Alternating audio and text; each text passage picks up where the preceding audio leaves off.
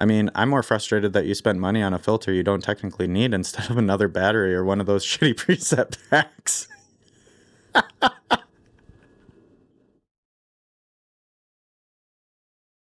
So the other day, I posted on my threads that my base ISO on every photo is 800, and I'll go higher, but rarely go lower. So I followed it up with a picture of my camera while I was shooting at the beach one day, shooting photo and video side by side, had an ND filter on it, ended it with a come at me, and they did.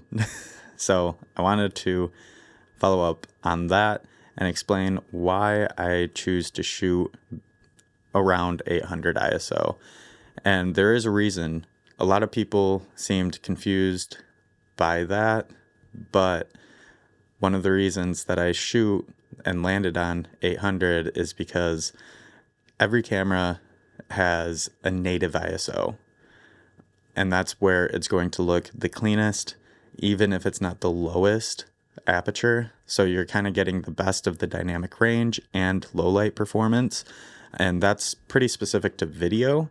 And so Leica isn't super forthright about what that native ISO is on the SL system, but just through shooting these cameras for multiple years and testing different ISO settings, I found that I retain the most dynamic range in video and get the cleanest image when I'm at ISO 800.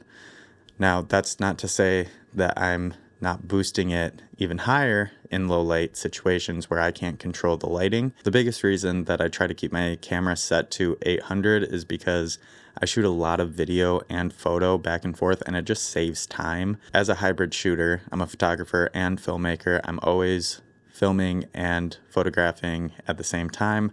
That's actually one of the main reasons that I opted for the SL system when I was jumping into the Leica ecosystem, is because they shoot really great photos and really great videos. So I'm shooting ASA 800 in video, and then I can just switch right over to photos, take the picture, and be good to go. Also, this isn't a new practice. I haven't come up with this idea on my own. Nature photographers have been doing this for years, bumping the ISO so that they can get faster shutter speeds in their photos and get a cleaner image. That's just, it's pretty standard practice. I mean, we just saw some incredible photos from the Olympics, and they are all shooting higher ISOs. And one of the great reasons for that is because cameras today can really capture at higher ISOs without making it so that your image is compromised. I have a Canon 5D Classic that's from early 2000s, and I shoot that at ISO 100. Why? Because it can't raise without bringing in a bunch of noise. There's a common misconception that the cleanest image you're going to get out of a camera is at the lowest ISO. It's hard to break out of that thought process, I know. There's actually an incredible video by Jimmy on Film where he really breaks down why shooting at a higher ISO is better. He does an incredible job of explaining it, so I'll pin that right up here if you want to go check that out. So one of the things that will make your image grainy is quality of light. Like I've mentioned before, I've shot images at 25,000 ISO that I've been fine with, but that's because there was a good quality of light. If you are shooting into a dark corner of a room and there's not a lot of light, not a good quality of light in that corner, then you're going to have a bunch of noise. So what it really comes down to is the light. And I know we all know this, but we don't always think about it on a practical level. So what it really comes down to, and I think the thing that got people really going on that post, is me posting a picture in broad daylight shooting at ISO 800. When could I have shot at ISO 100? Absolutely. Do I shoot ISO 100 in broad daylight? Yeah, for the most part, but again, a lot of times I'm having an ND filter, a VND filter on my camera so that I can shoot photo and video. And even if I am just shooting photo and I don't have the VND filter on, sometimes I do like to boost my ISO up to 800, depending on the circumstances, because a lot of times I'm shooting little kids. My kids are super fast for children.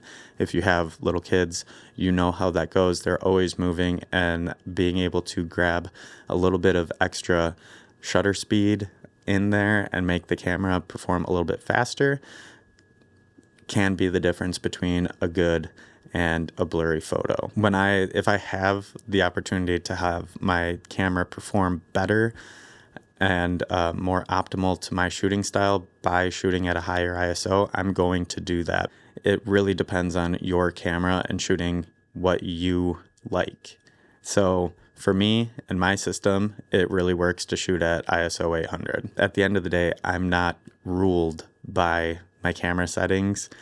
I want to get the best image for the environment that I'm in. Also, I wanted to just go through some of these comments because I'm not going to be able to respond to all of them. Oh my gosh, the noise. You're an animal. LOL. Thanks. I shoot my M11 at the smallest res and ISO 400 locked in. Heretics. Yeah, we are heretics, Ansley. Appreciate you, bro. This is the dumbest engagement bait I've ever seen. Really, congrats. That's saying a lot. I did not post this as engagement bait, but I guess it was. That was not my intention. Oh, here's a new one that literally just came in. You can save video and still settings separately so you don't have to adjust every time you switch. That's true, but it's a lot easier to have things kind of locked in because the SL2 and the SL2S, the video and photo settings are separate. So when you go back and forth, the exposures can be different. But if you keep your settings pretty similar, then you can move a lot faster and you're not making huge adjustments, especially when you're going into a different room or different lighting environment. Then you can just keep shooting and plugging away. I'd just like to know the reasoning behind 800 ISO during a bright day with an ND. From my personal experience, you get adequate light in those conditions with an ISO of 50. I'm curious how the RAWs look at ISO 800 since I haven't cranked it that high for those conditions with a 9-stop ND. Do you have any unedited examples? I do. Here they are. Awesome, but if you upgrade the filter to ND10, you can bump the ISO to 25,600. I might do that. That's a good suggestion. I'm triggered by the sand at the beach. At the very least, spend an hour at home and remove every grid of sand and splash marks from salt water. You'll want to get my drool off it too. That's good. It's fresh water, so not worrying about that. And you should have seen my camera after my shoot the other week in the dust. I still have dust all over my cameras. Is it difficult to use a lens hood? Yes. Tell me you don't understand how cameras work without telling me. In parentheses, for photography, video works different. I love that comment so much. Why is it a problem? I shoot ISO 1600 as a base for the aesthetics many times. Based. Who gives a shit? The world is full of self-obsessed forum togs who rely on verification from peers to justify their boring, plagiarized captures of something groundbreaking, demonstrating tone on balance like they are masters of forgotten arts. Yet they scoff at any twinkle of difference from others who actually dare break the mold with a morsel of creativity. Shoot 6000 ISO for all I care. If you take a good image, couldn't give two hoots. I like that take. That's a good take. Technically, you do have to bump ISO a bit to get highest dynamic range in some cameras. Ed Visions, you get it. A lot of people are saying that I'm sacrificing my dynamic range for no reason. You do actually need to boost that signal to get the highest output out of your highlights. And Leica SL cameras are notorious for clipping highlights, so bumping up your ISO will help retain information in highlights.